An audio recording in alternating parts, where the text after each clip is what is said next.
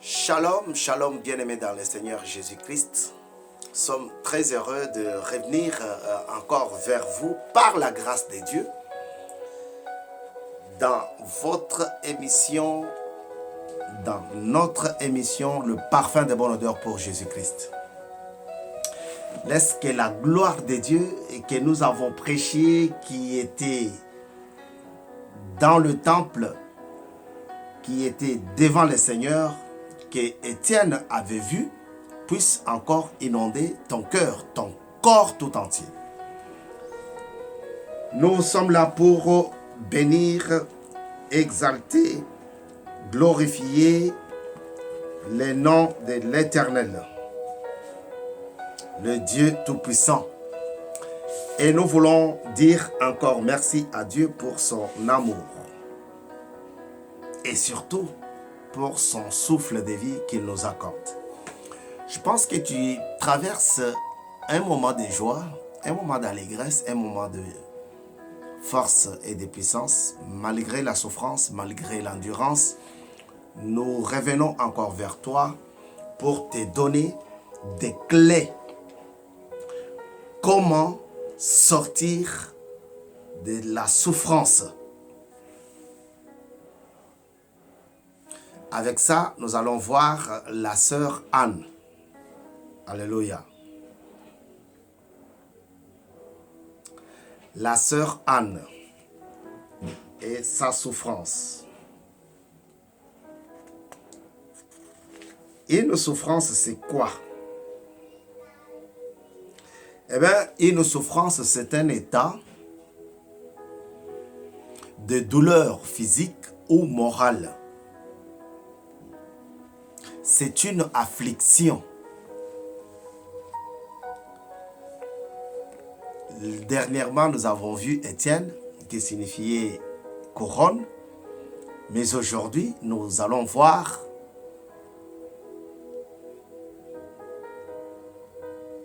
comment sortir de sa souffrance. La seule clé que nous avons, c'est de sortir, que nous avons pour pouvoir sortir de la souffrance, c'est la confiance en Dieu. La seule clé, c'est de faire confiance en Dieu. Mais puisque nous avons déjà la clé, il nous reste d'étudier, de vous donner, de partager, de vous exhorter par l'exemple de quelqu'un qui a mis sa confiance en Dieu et elle est sorti vainqueur. La personne, c'est la sœur Anne. La sœur Anne, la maman de notre frère Samuel. C'est une histoire qui remonte très très longtemps avant la naissance de Jésus-Christ sur terre, parce qu'il fut déjà, il l'était déjà. C'est une histoire où il y avait un homme avec ses femmes. Et parmi ces femmes, il y a la sœur Anne. La sœur Anne n'est pas synonyme de douleur, d'affliction. Elle n'est pas synonyme de polygamie, elle n'est pas synonyme de choses mauvaises, de la souffrance. Mais elle a été citée dans le nom, dans la Bible, pour pouvoir montrer la gloire de Dieu qui règne sur ses enfants. La puissance de Dieu qui règne sur ses enfants. Ben, la sœur Anne fait aujourd'hui l'objet de plusieurs citations plusieurs noms, plusieurs exemples dans la maison de Dieu. Pourquoi? Parce qu'elle a su marcher avec Dieu et elle est sortie. Elle est sortie de l'état de souffrance pour un état d'allégresse. Et pour bien comprendre, nous allons lire la parole de Dieu. La parole de Dieu dans 1 Samuel, chapitre 1er. Vous êtes sur Mokulu TV et nous vous prions de faire votre abonnement sur YouTube. Ensemble, nous allons adorer l'Éternel. Dans votre émission Parfum de bonne odeur pour Jésus-Christ, que votre serviteur anime. Nous sommes très heureux de vous recevoir chaque fois que nous mettons des émissions sur le réseau. Nous vous prions de continuer à nous regarder pour comprendre les choses d'en haut. La naissance de Samuel. Il y avait un homme de Ramathaïm, Tsophim, de la région montagneuse d'Éphraïm, du nom d'Elkana. Il était le fils de Jérotam, fils d'Eliou, petit-fils de Tohu. Oui, Tohu. Et arrière-petit-fils de Tsiph, et était Éphraïmite. Comprenez que c'est une famille d'Éphraïm. C'est le clan d'Éphraïm.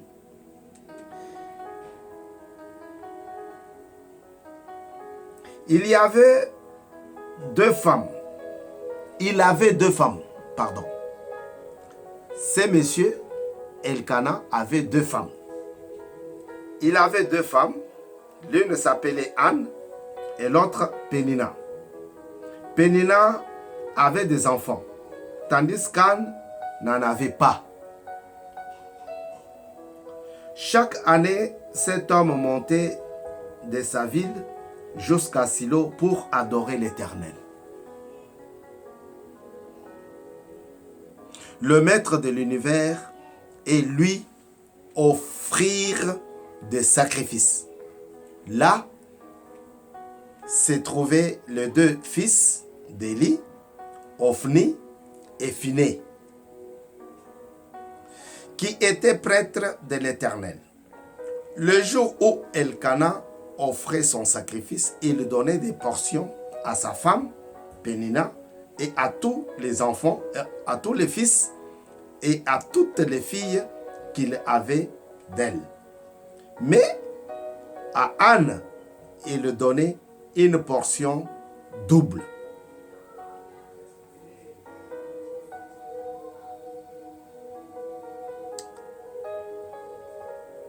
Mais à Anne, il donnait une portion double, car il l'aimait, même si l'Éternel l'avait rendue stérile.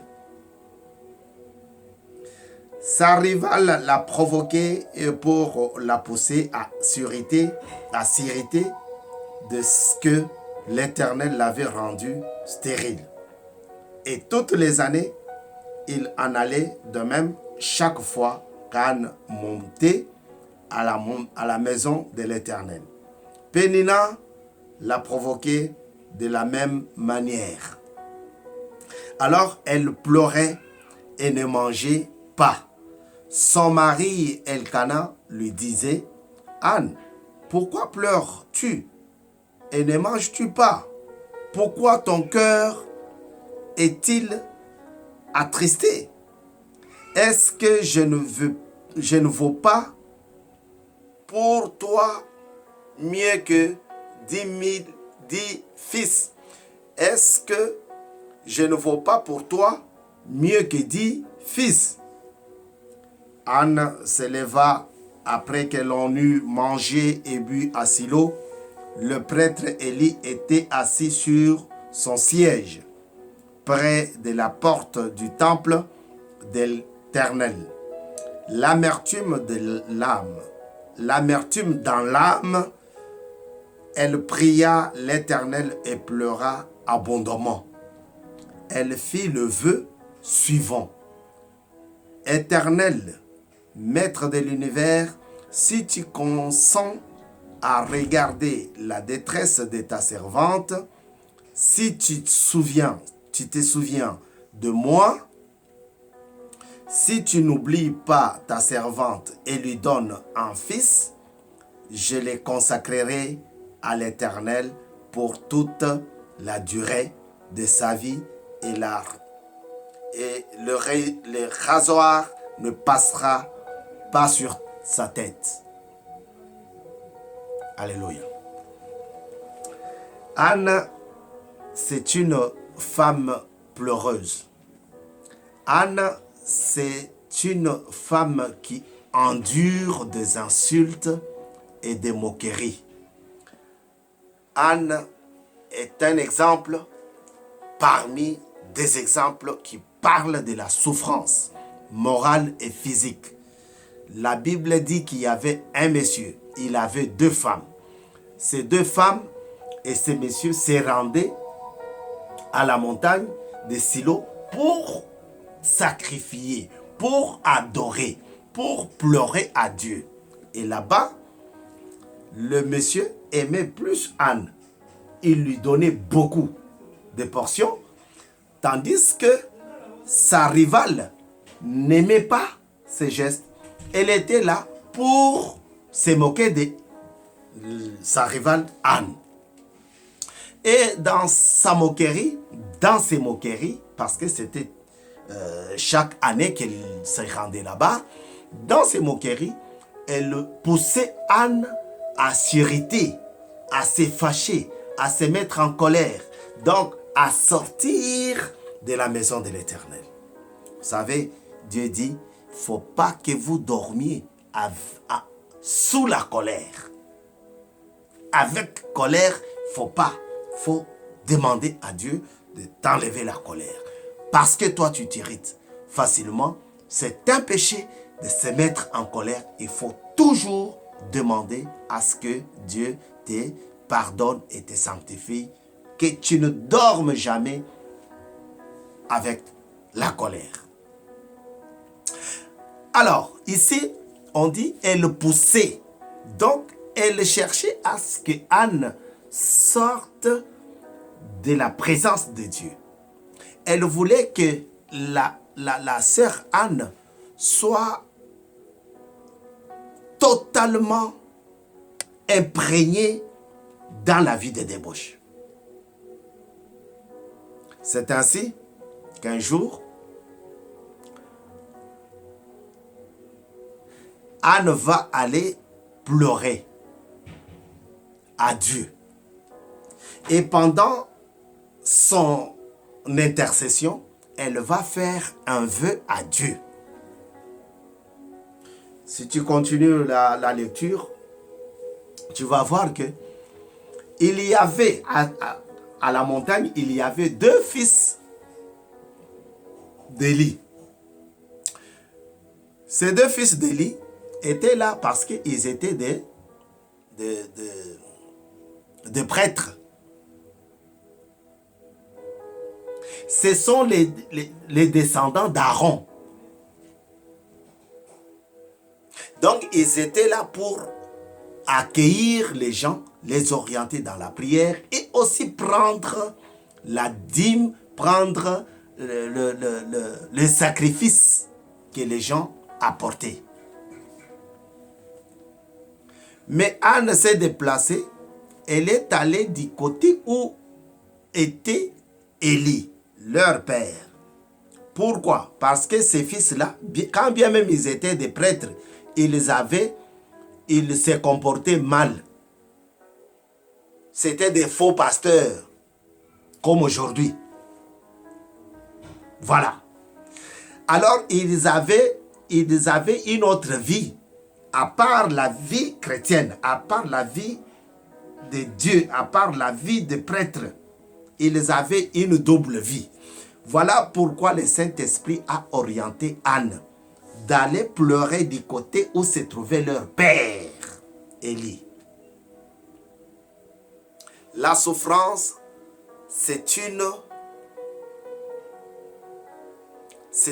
nous avons vu ici, hein, la souffrance, c'est une douleur physique ou mentale.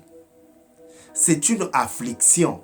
Anne était dans cette douleur-là. Elle était dans cet état-là plusieurs années parce qu'elle était stérile. 24 hommes et femmes braves qui ont fait des choses avec Dieu. Anne a fait une chose. Elle a posé un acte de bravoure. Malgré sa stérilité qui était déjà connue, puisque sa rivale avait déjà des enfants. Anne n'a pas voulu rester tranquille. Elle n'a pas dit, bon, je vais rester comme ça, j'accepte que je suis pauvre, je ne peux pas m'en sortir. Non, Anne a cherché une clé pour sortir de cet état. C'est pour cela, toi qui nous suis, ne néglige pas le faible commencement. Je n'ai que ça. Si je commence à faire les commerces là, les gens vont se moquer de moi. Non, commence. Ne faut pas faire. Il y en a qui interprètent mal le verset. Ah, le pasteur avait dit comme ça, moi aussi je peux faire ceci. Non, non. Fais quelque chose dans le bon sens. Et Dieu va te bénir. Anne est partie pleurer du côté où était assis pasteur, prophète Élie. Et même le prophète lui-même, comme il le savait, l'état de Anne, la douleur de Anne, la souffrance de Anne, la stérilité de Anne. Le pasteur lui a dit, ah, ma soeur, c'est pas la peine que tu viennes ici. Hein. Ma soeur, je vois que tu es ivre. Qu'est-ce que tu dis là? Qu'est-ce que tu fais là? Il lui a dit, je ne suis pas ivre, pasteur. Je parle à Dieu. Je communique avec celui qui a créé les enfants. Celui qui a institué le mariage. Celui qui bénit à ses enfants pendant qu'ils sont endormis. Je communique avec le maître des temps et de l'univers. Je ne communique pas avec quelqu'un d'autre. Je n'ai pas bu. Je ne suis pas saoul. Je ne suis pas ivre. Je suis venu chercher la main de Dieu dans ma vie. Je veux que Dieu m'enlève cette douleur. Que cette souffrance puisse partir. Je ne suis pas en train de blaguer, pasteur. Accorde-moi un temps que je termine mon intercession, ma prière.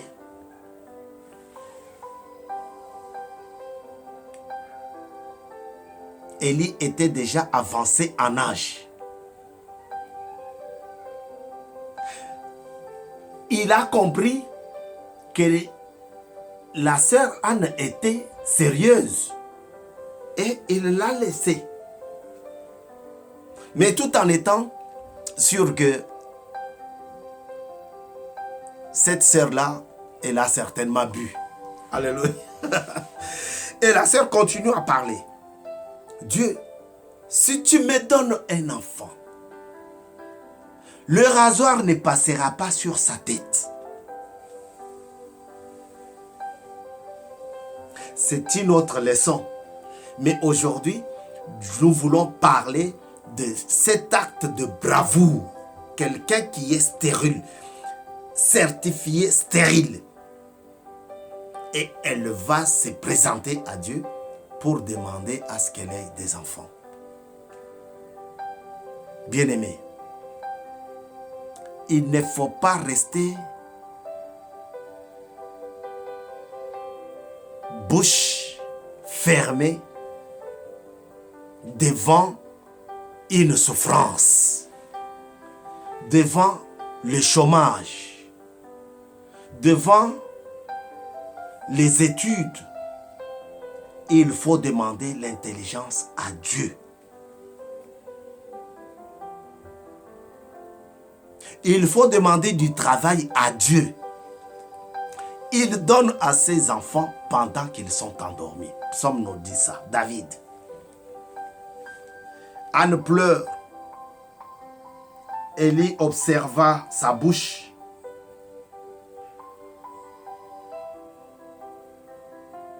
Il regarde Anne parler dans son cœur. Cette femme est ivre. La femme va lui dire, je n'ai bu ni vin, ni boisson enivrante. Mais j'ai penché mon cœur devant l'Éternel. Frère, ma soeur, peut-être que dans ton église, on connaît ta situation et on t'a collé ça comme une étiquette. Dis non. Elle a dit non à son pasteur. Je ne vais pas dire que tu deviens têtu à ton pasteur, non. Je t'informe que, je te révèle encore que Élie avait deux enfants qui étaient aussi prêtres. Anne pouvait aller dire à ceux-là parce qu'ils connaissaient leur vie. C'était des gens qui vivaient comme ça. Ils ne voyaient pas la femme, ils ne voyaient rien. Ils mangeaient même tout ce qui était sur la table de conciliation. Ils mangeaient. Ils pouvaient dire, bon, je vais aller le parler comme ça. Mais il a parlé aux responsables, les titulaires du temple. Il lui a dit, je n'ai pas pris ni du vin, ni de la boisson enivrante. Mais j'ai penché mon cœur à Dieu.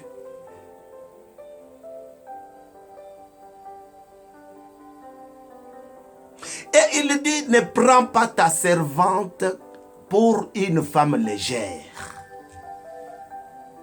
Non, papa, je ne suis pas une femme légère. Je connais ma souffrance et je cherche une solution. J'implore les dieux des solutions. Aucune maladie, aucune pauvreté, aucun chômage, aucune autre chose ne peut rester constante, ne peut résister à Dieu ni à sa main puissante. 17e enseignement pour la gloire du Seigneur. Sur Mukulu TV. Faites votre abonnement. Ensemble, nous allons bénir l'Éternel. Je ne suis pas une femme légère. Mon cœur est trop plein de douleur. Je cherche la face de l'Éternel. Je bois du chagrin comme on boit de l'eau. Je mange la douleur comme on mange du pain. Mais j'en ai plein ras-le-bol. Je veux maintenant que le Dieu qui a créé l'univers puisse me donner la victoire. Je ne veux pas que ma rivale puisse encore se moquer de moi. Je vais enfanter.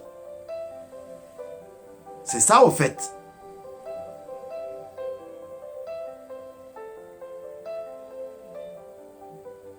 C'est ainsi qu'Élie, qui a compris que cette femme était venue pour chercher la face du Seigneur, pour chercher la main puissante de Dieu dans sa vie, dans sa situation, il va bénir la femme.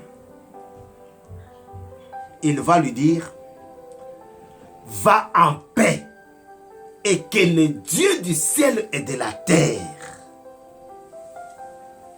le maître des temps et des situations, le Dieu qui donne à ses enfants, puisse te bénir. Va en paix. La paix, la victoire de Anne était scellée ce soir-là. Et Samuel est arrivé.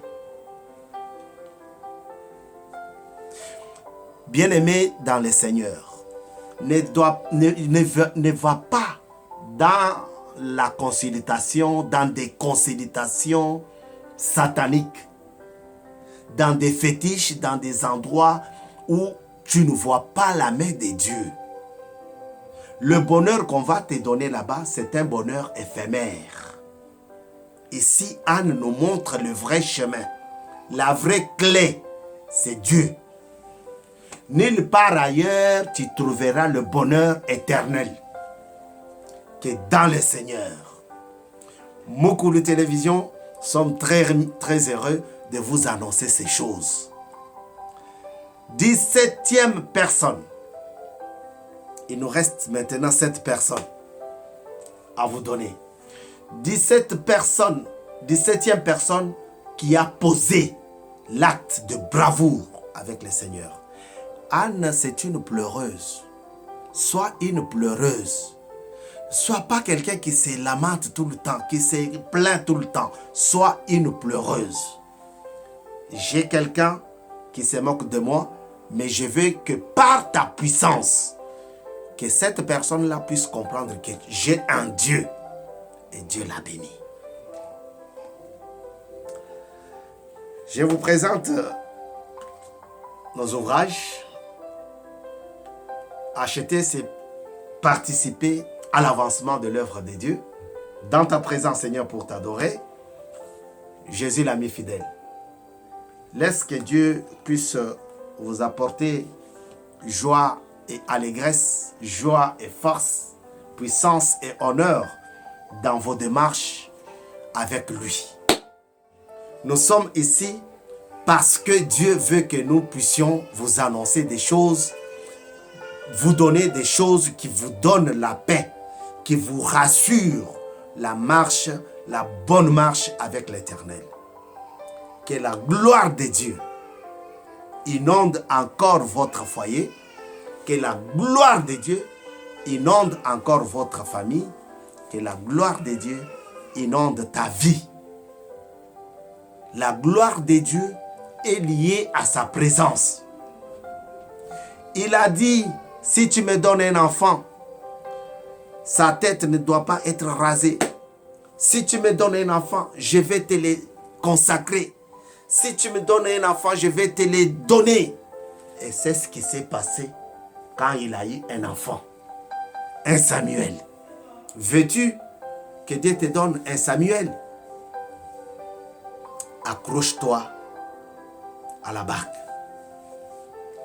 Veux-tu que Dieu te rende les années qui ont été volées par les sauterelles? Accroche-toi à la barque. Veux-tu que Dieu te donne la force et la guérison à cette maladie qui t'a rongé? Accroche-toi à la barque. Veux-tu que Dieu te donne la victoire sur un problème quelconque que moi j'ignore?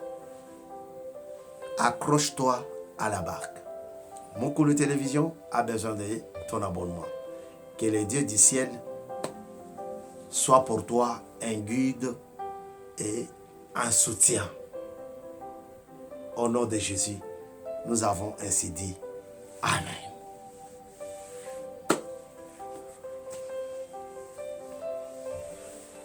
Nous sommes là et nous vous avons montré les livres. Si vous ne les trouvez pas, appelez-nous. Merci pour tous ceux qui vont acheter. Merci pour tous ceux qui vont mettre en pratique cette parole, cette leçon. Comment réussir, comment sortir de ma souffrance. Comment sortir de la souffrance. Une seule clé, mettre ta confiance en Dieu. Soyez bénis.